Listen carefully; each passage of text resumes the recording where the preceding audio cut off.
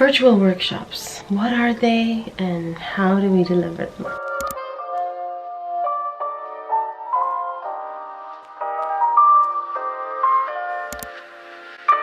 Good morning everyone, I hope you'll have a drink next to you and that you're ready for a morning of learning.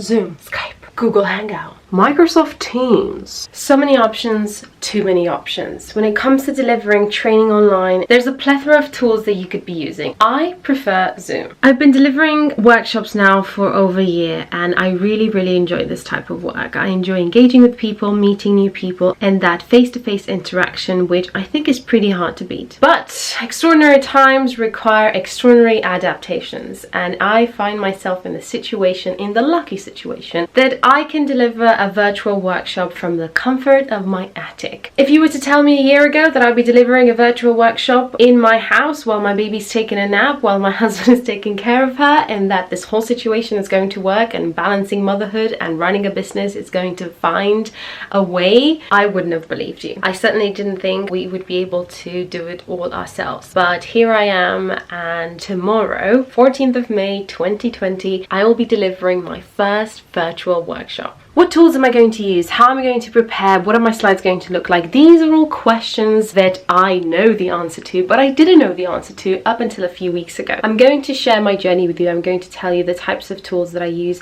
how I'm thinking of structuring the session, and any tips that I have along the way, which might be helpful for you too if you're considering delivering an online workshop or doing a virtual meetup. The most important aspect of this workshop is making it interactive, because people tend to get distracted really easily. Most likely their video camera is going to be off because people tend to be quite shy. So finding ways to keep people engaged and participating is going to be really important. The most important ingredient of a presentation are GIFs. I'm going to be including a lot of GIFs with penguins, GIFs with cats, GIFs. Apart from GIFs, I plan to be using a lot of native tools and native properties of Zoom. So using the polling feature, the breakout rooms. The way polling is going to work is that I'm going to set up questions beforehand and ensure people have time to answer them. And then with breakout rooms, I'm going to allocate the 20 participants into different groups, whether that's working in pairs or working in groups of 4, just to make sure that, again, I'm keeping it engaging, I'm keeping it interactive, and that people don't have a chance to get bored. In your Zoom account, go to Account Management, Account Settings, and then scroll down until you find Polling. Turn it on. Scroll down until you find Breakout Room. Turn that on and you're good to go. Once you have the polling feature enabled, you should be able in your test meeting here to add a poll at the bottom. So click Add, enter a name for your poll. You can make it anonymous or not for your users, and then type the first question, put your answers in. You can add as many questions as you want and click Save. At the bottom of your meeting window, you should see your poll. If you click on it, you'll see your questions and the answers.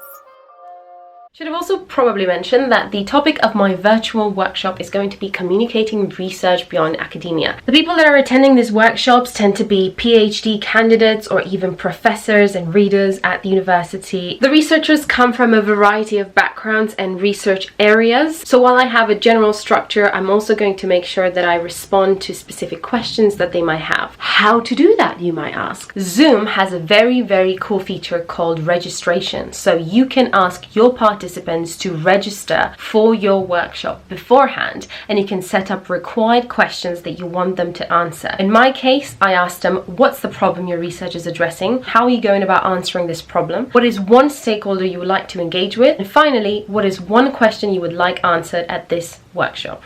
So this is what you want to do. Let's schedule a meeting, name your meeting, add a little description. If you scroll down, there's registration. Click that. If you scroll at the bottom of your page, save it. Now, this would have generated a registration link. So scroll to the bottom of the page, you'll see a registration tab. Now you can edit this by clicking on the right hand side, edit. And this is where you can change some of the settings and add some custom questions. So here's you can ask your questions. Why are you attending the workshop? Single answer, short answer, create that one, and then add another question such as, what's one question you would like answered? Save that. So you've got it all saved. Now at the registration link, if you click it, you'll see your panel and the questions that your participants need to answer. You can also make your registration page on brand look a little bit more friendly. So if you scroll down, you've got the branding, tag for banner and for logo. These are the dimensions which are important to keep in mind. So we're going to create a banner in Canva. You go to canva.com and on the right hand side you'll see create a design, custom dimensions, input in the dimensions of the banner and click create design. In here you can just let your imagination run wild, just click a bunch of templates, add some text, just have fun with it, and you can then go ahead and save it. Once you've saved it, go ahead and upload it in your Zoom account, and voila! If you click on the registration link right there, look how much prettier that looks. So I hope this helps. It's really important that you set up questions in advance. Just keep in mind that if people have spent a minute, 2 minutes of their time before the workshop to do a little bit of homework, they're going to be much more engaged and much more interested to participate. Now, of course, the trick is to make sure that your slides look good and that you understand how to go between different screens, how to share your screen, the technicalities of how to use the platform. I cannot stress enough how important it is. You want to look professional, you need to rehearse it in advance. I already know how to use Zoom, but this is the first time that I'm using it in this kind of setting where I'm actually delivering a workshop in front of so many people. So my number one prayer for tomorrow is that my internet works, because we know that's a little bit patchy and we have had some difficulties with the good old internet. Right, now, subtle branding. Do you see what I did there? I am going to be using the brand of my business in the background. It doesn't have to be in your face, but it has to be there. It has to be subtle, nice, there, present. The reality is I'm a little bit scared. I know that a good amount of preparation is going to massively help with making sure that tomorrow it's a smooth event. This is all about the business side, but what happens to being a mother? Where does baby go? What happens to breastfeeding? Is she going to eat? Who's going to take care of her? Well, stick around, kiddo. You might learn a thing or two.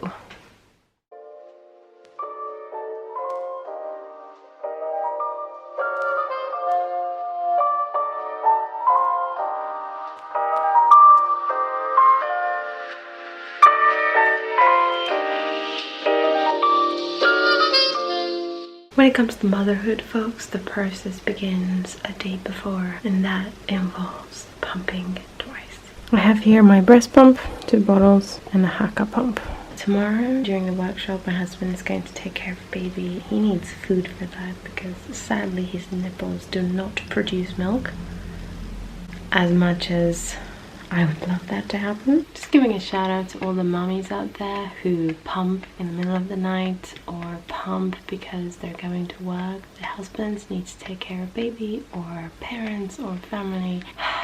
My heart is with you. Getting all set up.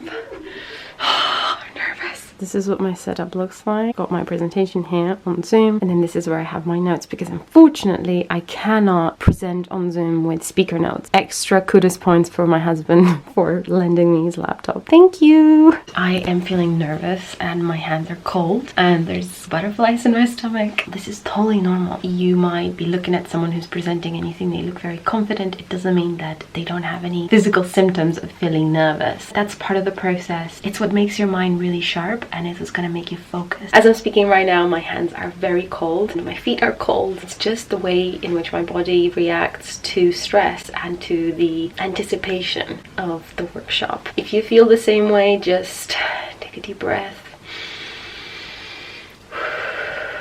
Allow that feeling to move through you and don't feel like you need to resist it. 20 minutes to go before the waiting room feature of Zoom is enabled. Simply go in your meeting and scroll down to enable your waiting room. You'll see a feature at the bottom. Make sure that's ticked and you're good to go.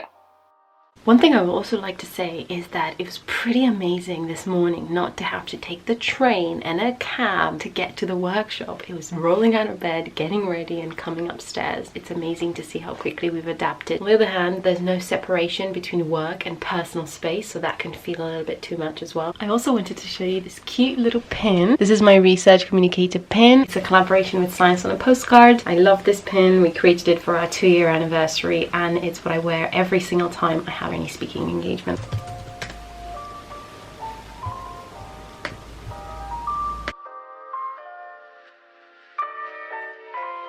Good morning everyone, I hope you'll have a drink next to you and that you're ready for a morning.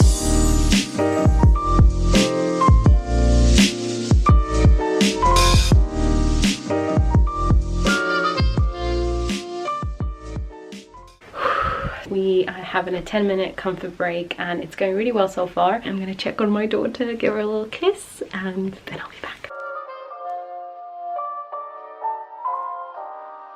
I love your little jumpsuit.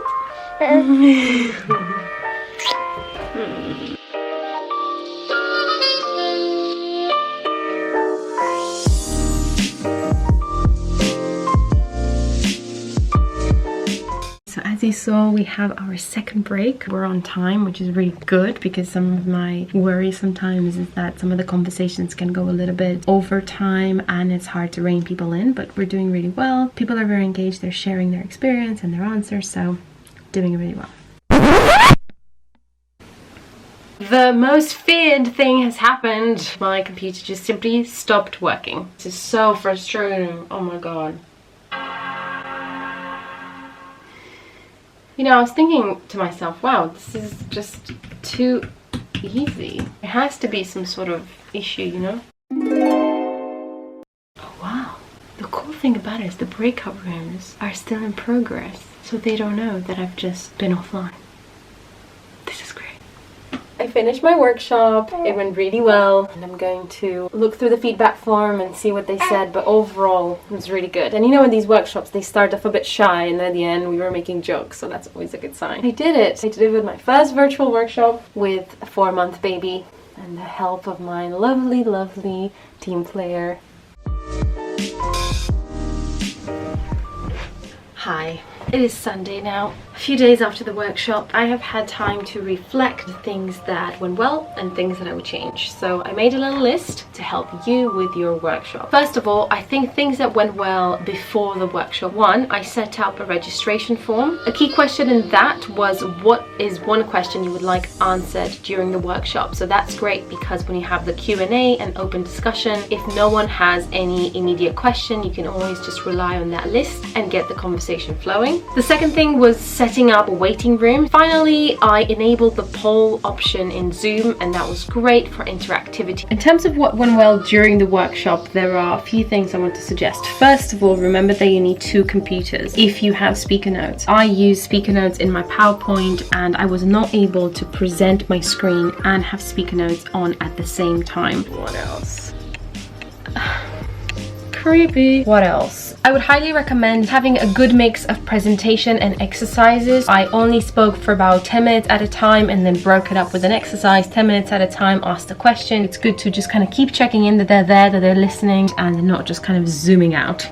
See what I did there? In terms of what the exercises could look like, there could be individual work, so you could tell them that they can spend 2-3 minutes thinking about something and then come back together for discussion, or they could do pair work. That was the function of the breakout room. Last but not least, remember to give people a break. This was a 3-hour workshop and we had 2 major breaks. Don't make your workshop so tight that you're going to feel like you're running out of time. It's going to give people an opportunity to refresh themselves and come back with renewed energy. Lastly, after the workshop or at the end of the workshop, you can send a feedback form. Now this is the one thing that was a bit of a glitch. I used the Google form and people needed to sign in and some people didn't have a Google account and it was a bit of a mess. Really suggest that you check that. Thought I did, but anyway, have a feedback form and make sure that you collect people's feedback on how it went. On that final point, just be kind to yourself. Remember that something will go wrong. It's inevitable. It's not you. For me, there was the feedback form and also in the middle of one of the breakout room exercises, my computer crashed. But what was interesting about Zoom is that as long as you book in the time for that meeting, so I had booked 3 hours in the Zoom server. I was able to restart my computer and people were still in a breakout room. It was a great relief. I thought people would be logged out and the whole thing would be such a mess, but it wasn't. Good luck to you. You're going to rock it. It's going to be awesome, and well done for adapting what you're doing to the times we're living in. Kudos to you and well done. I'll catch you in the next video. Bye.